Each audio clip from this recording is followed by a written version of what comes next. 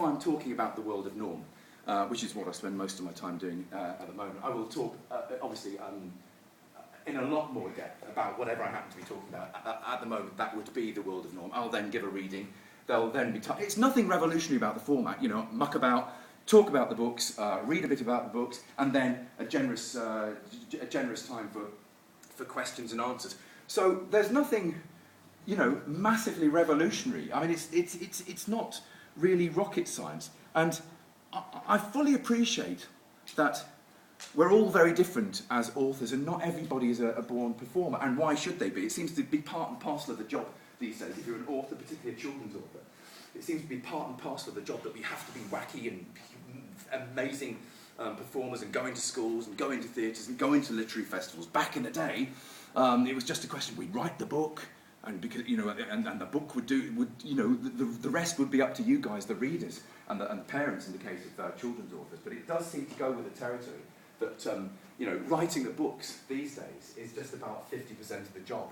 The other 50% is going around, mucking about, and hopefully engaging ourselves with kids. So not everybody is a born performer. And I think what I enjoy so much about it, it probably does harken back, it probably does satiate this raging egomania. It's like, there's no way I'm ever going to... I sometimes come off stage and I think, God, if I'd been that funny when I was doing stand-up, I'd have probably been quite famous by now. And I'd probably been sort of doing the O2 and live at the Apollo, like some of the you know, guys I was on the bill with, sort of doing little rooms half the size of this carpet with these guys that you'd all know the names of now, just ridiculously famous people. But I also have these kind of strange... I think part of the fact that I muck about, and I hopefully am funny at my events. I don't do any of this stuff, by the way. When I'm at the events, this is all comes. This kids will be like, what? But I think one of the reasons I perform, apart from the fact that it's just good to make the kids laugh and break down perceptions of what authors are supposed to be like, I think it's a natural defence mechanism because of all the other stuff that I never set out to be a children's author. I never did creative writing at university. The only thing I wanted to be was in the Merchant Navy, or a footballer, or a train driver, or a zoologist, or a jockey. I actually wanted to be a jockey. So it's all been a series of very fortunate events, a series of very happy accidents, and I'm waiting to be found out. I think I have this sort of out-of-body... I'm having an out-of-body expression now, actually. An out-of-body experience, not impression.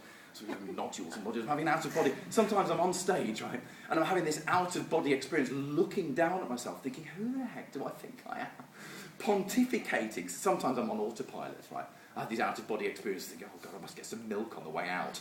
And I'm like reading my stuff. But I'm half expecting even now for the book police to suddenly appear here and arrest me on suspicion of impersonating an author. And I think it's just the fact that, like, I have no idea how this has happened, but God, I am so glad that it's happened.